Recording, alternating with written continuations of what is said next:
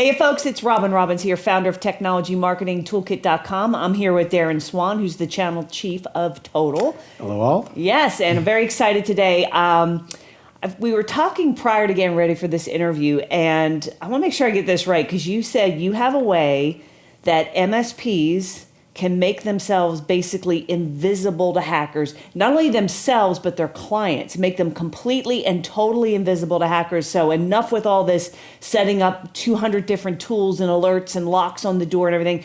You're saying you have a way where they can make themselves and their clients invisible. So I want to hear about this. Yeah, become a ghost. I mean, I think that's really the promise and the goal here. And really just stepping back, I mean, there's a problem, right? And I think we can all agree, look at the headlines. What we've all been doing is definitely not enough. Everyone's, getting a breach here and there, and, how do we prevent and protect folks? There are definitely way too many products out there, and everyone's stacked. As we talk to service providers on a regular daily basis, 5, 10, 15, 20 different products. I mean, how can you effectively scale anything in life? There's a natural diminishing law of utility here, right? Mm-hmm. Too many parts and pieces, too many plates spinning, something's going to drop. The other is, we also see a skills gap. There's definitely a skills gap. Service providers, they have good technical chops, they have good networking chops, but there is a lack of security, capabilities and skill sets. So there's a need to elevate all of this. And, Todyl's approach is quite unique in what we do.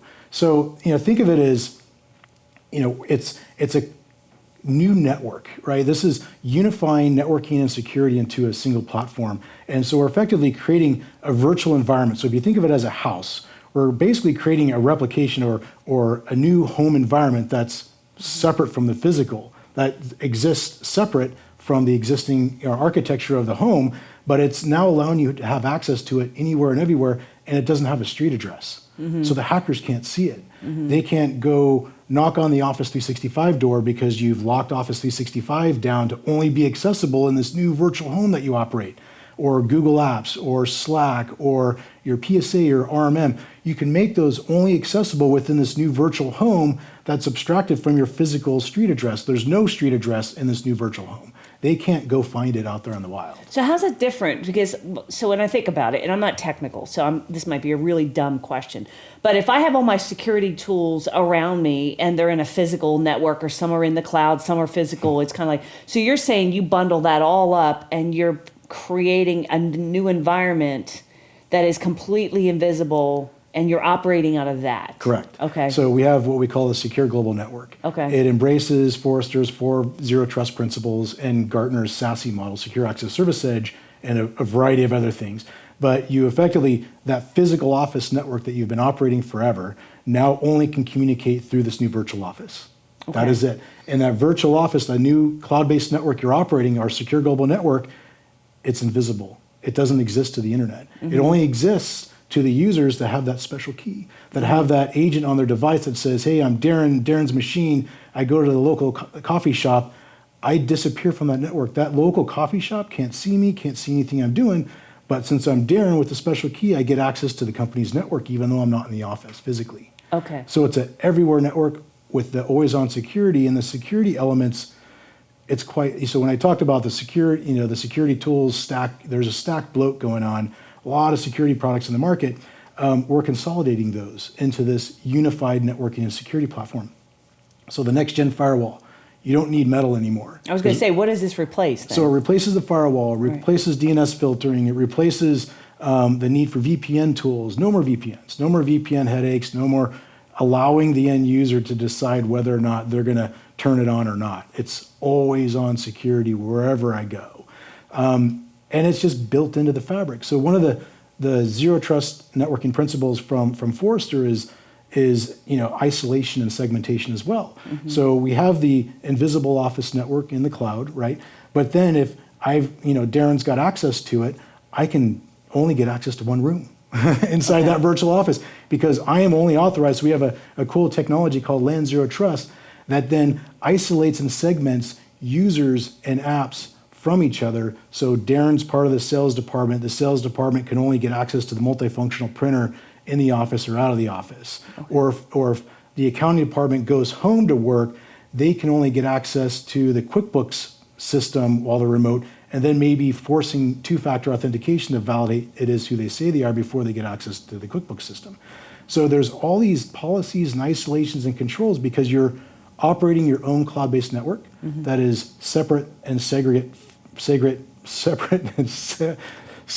from the rest of the internet, and completely isolated from threat actors. So what are there any security tools that they would have to maintain with your? Sure, you always want endpoint protection, right? Because now we're when they're always connected. When they're disconnected and they're operating on their laptops separate from a network connection, you want to have endpoint protection. So there are lots of great endpoint protection solutions out there that just protect from USBs and sidecar and malware and stuff like that. We do have antivirus and malware scanning that happens in this network that we provide. That's always on. That's always scrutinizing and making sure bad things don't happen. Okay, and so then if I'm an MSP, we like you mentioned the skills gap, and a lot of these guys are struggling to find technical talent that have that high level security. With this tool, do they need some sort of high level security, like a CISSP or? Yeah, you want foundationally good networking skills. I mean, you want to understand your network, your client's networks, because that's just good basic 101 stuff, right? And we know there's definitely a deficiency and a lack of not just skills and existing talent, but it's also the market. Where are they? They're hard to find. So with that said, with basic networking 101, and we can help elevate that skill set. So we have all of the guidance, all of the best practices, and these are a lot of best practices learned from our existing partner ecosystem, where they're advising and sharing what they've done to lock things down with the tool sets that are available inside of this the Total platform. So we're able to help elevate their skill sets into providing networking and security as a unified answer, because you have all these pieces incorporated into the product that you would normally have to go to separate products to go try to operate. Okay, perfect. All right. So this sounds like it's a pretty radical new approach to cybersecurity, where you just become invisible. So I love that. Yeah. Yeah. I mean, you can't attack, you can't breach what you can't find. With that said, we all know money, motivation, and time, anything can be breached because where there's a will, there's a way, right? With that said, making your customers' environment no longer accessible by the general internet, and then putting policies and controls in place that segment users and applications from having to see each other, that's going to really mitigate the whole spread of anything that ever happens. So the whole idea here is, how do I prevent problems from happening in the first place?